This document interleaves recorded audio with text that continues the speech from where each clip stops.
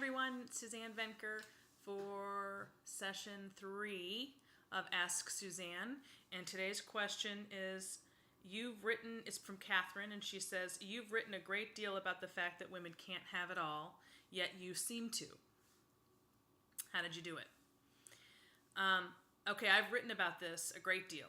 She's right. And I've also written my own story in my books in great detail. So if you want more detail than this, you'd have to buy them to get that scoop. But the gist of it is, I haven't have it. It looks like I have it all, but I don't have it all. It depends on how you define have it all. Typically, when we talk about that, we're talking about being very successful in both domains, work and family. And I agree that you can do that over the course of your life, for sure. But the idea that you can do it simultaneously is absurd. There's just no way. And that's why you have women suffering as much as they have in the last 30 years, because they're trying to do something that just simply isn't doable. It's like putting a square peg into a round hole. It's not meant to be done in that way. So that's why they're failing at it and constantly looking for balance and constantly talking about their guilt. These are things that don't need to be in your life if you don't attempt that impossible goal. So to answer the question, I never attempted that goal and doing those things simultaneously. I chose a focus, which was my family, my kids, who are now, by the way, old. One's 19 and one's driving. The other one's driving.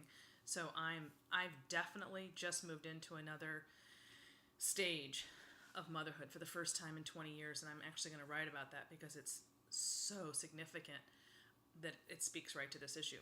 But up until this point, up until now, really, in fact, this is part of the reason why you're seeing me here in a video, because all of a sudden my life has opened up to me in that domain, in terms of work, that I can do these extra things that I wasn't doing before.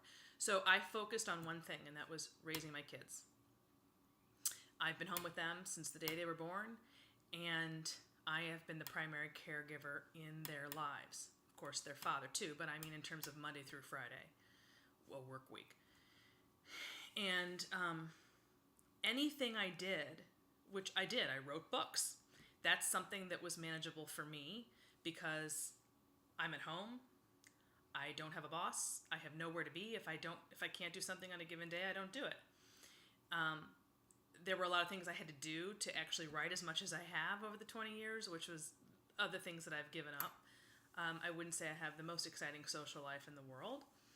I'm not a TV watcher. So there are ways that I found time that somebody else may not find it, if that's what they choose to do. But basically, you hone in on one thing, and then you get a little bit of something else done. It just so happens that my little bit over 20 years was a significant amount. But every single thing I did was around the needs and schedules of my 2 children. By the way, that's the other thing, I have 2. If you have 4 children, well, that's another decision that's going to preclude you from doing something else. So all of these things are about choices, and you have to decide what's going to get the bulk of your attention. The idea that both things can have the bulk of your attention simultaneously, and that you're going to be successful in both of those domains, is absurd. It's a ridiculous goal. That's why the majority of married mothers with children work either part-time or not at all. A lot of people don't realize that, because the messages that they receive in the media are that the average woman or married woman is a quote-unquote working mother. That just isn't true. It's about a third of American mothers, married mothers, are in the workforce full-time. The majority are not. And there's a reason for that. And it's not information that is welcomed or talked about openly, but should be, because that says a lot right there, the fact that they don't choose that route. So you're in good company if you don't attempt it. So I hope that answers your question.